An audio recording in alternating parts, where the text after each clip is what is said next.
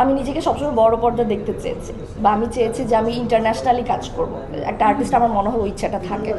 So ওই জায়গা থেকে আসলে তো ডেফিনেটলি যখন এত ভালো একটা অফার আসছে, এটা তো আমি না করতে পারি না, আর ওটার জন্য একটা প্রিপারেশনও দরকার পড়ে। সো সব কিছু মিলে একটা নাটকে গ্যাপ পড়েই যায়। সো ওইটা পড়েছে আমার।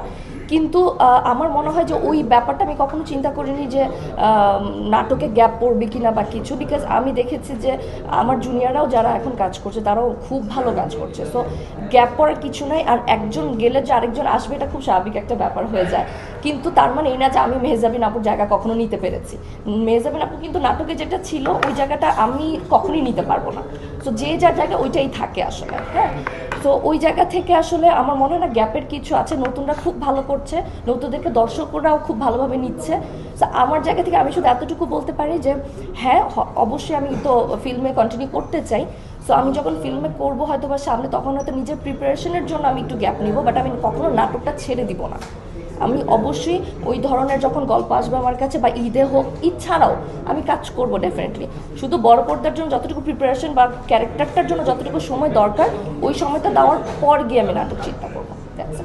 বিহাইন্ড দ্য সিনে এতটুকু বলবো যে আমার একটা মেকআপের একটা ডিফারেন্ট একটা মেকআপের কাজ আমার হয়েছে এই মুভিতে। এটা প্রস্থেটিক মেকআপ ছিল, যে মেকআপটা করতে 5 থেকে 6 ঘন্টা সময় লাগে। আর ওইটা করার পরে না আপনি কিছু খেতে পারবেন, না আপনি কোনো পানি পান করতে পারবেন, না আপনি কোনো ওয়াশরুমে যেতে পারবেন, যতক্ষণ পর্যন্ত না আপনার কাজটা শেষ হচ্ছে।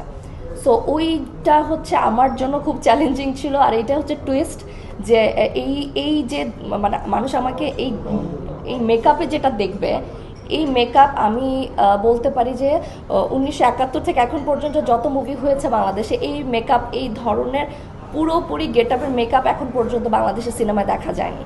সো এটা আমি বলবো যে মানুষজন অবশ্যই যাতে এটা দেখতে আসে, অ্যাটলিস্ট মেকআপের যে অবস্থাটা দেখবে, দেখলে বুঝবে যে আসলে এটা করতে গিয়ে আমরা কতটা কষ্ট করছি, স্পেশালি আমি।